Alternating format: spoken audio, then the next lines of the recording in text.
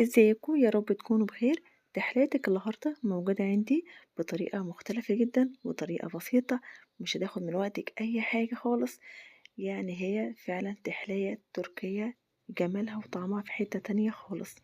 هنجيب كده نص كيلو من الحليب، تمام، أو من اللبن، وهنضيف عليهم كوبايتين من السمين، أو ممكن تعملي بدل السمين تعملي دقيق مع نشا. تمام، لكن انا حبيت اغير في النكهة، وحطيت كوباية من السكر، ونص معلقة من الزبدة، ومعلقة من القشطة. تمام كده. هنقلب كل المكونات ديت على النار، على نار متوسطة ما تكونش عالية. وبعد كده طبعا هو ده القوام اللي احنا عاوزينه. هتجيبي الصينية اللي انت هتقدمي فيها، وهتضيفي فيها النشا كده. وبعد كده طبعا هتضيفي الخليط اللي انت جهزتيه في الصينية. وبعد كده هتفرديه كويس. اهم حاجة في الخطوة دي تسيبي الخليط يبرد تماما، مش تستعجلي عليه وتضيفي الطبقة التانية، تسيبيه يبرد تماما. واهم حاجة متنسيش تضيفي رشة من الفانيليا. وبعد كده طبعا هنسيب الخليط كده يبرد على جنب. وبعد كده هتجيبي نص كيلو من البرتقان، واهم حاجة البرتقان يكون يعني ولا هو كبير ولا هو صغير. وبعد كده هناخد مية العصير الفريش بتاعة البرتقان. وبعد كده هنضيف على البرتقال بعد ما عصرناه، هنجيب كوبايتين من المية، وهنضيف عليهم نص كوباية من السكر. ما نكترش في السكر، يعني يكون يعني الحلو كده خفيف كده، ما يكونش اوفر.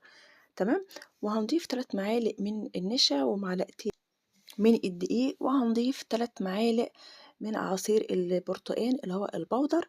وبعد كده طبعا هنخلط كل المكونات ديت مع بعض على النار كده. وبعد كده طبعا بعد الخليط المهلبية برد معانا تماما بتاع السمين، هنضيف كده المهلبية فوق منها كده. وهنسيب طبعا طبقة البرتقال ديت هنفردها كويس، وهنسيبها حوالي نص ساعة كده تبرد، علشان طبعا لما نيجي نضيف الطبقة التالتة مسحش مننا الكريمة. تمام، تسيبها تبرد تماما ومش تستعجلي عليها. هتجيبي كده بولة، وهتجيبي نص كوباية من كريم شانتيه، وهتجيبي معلقتين من السكر عشان يعزز لنا النكهة. وبعد كده طبعا هتضيفي ميه او لبن، واهم حاجه يكون ساقع. وبعد كده هتضيفي الكريمه كده على فوق الطبقه اللي احنا عملناها البرتقال. اهم حاجه هنساوي الكريمه كويس، هسيبيها نص ساعه كده الكريمه تجمد معانا في التلاجة.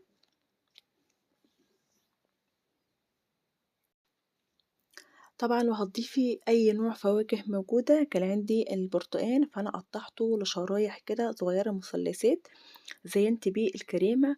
وطبعا كان عندي الورد المجفف زينت بيه. طبعا زي ما انا قلت لكم ممكن تزيني بأي حاجة موجودة عندك ومتوفرة. حاجة بسيطة جدا وحاجة سهلة جدا، هي مش مكلفة ولا أي حاجة. وطبعا عملتيها مخدش من وقتك ايه نص ساعة بس، يعني طريقتها بسيطة جدا. وطبعا والحاجات اللي موجودة اللي انت عملتيها موفرة ومش مكلفة ولا اي حاجة.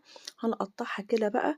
واهم حاجة في الخطوة ديت لازم تضيفيها الاول في التلاجة، علشان خاطر تكون الكريمة متماسكة معاكي كده، ولما بتيجي تقطعي الكريمة تتشال معاكي بكل سهولة.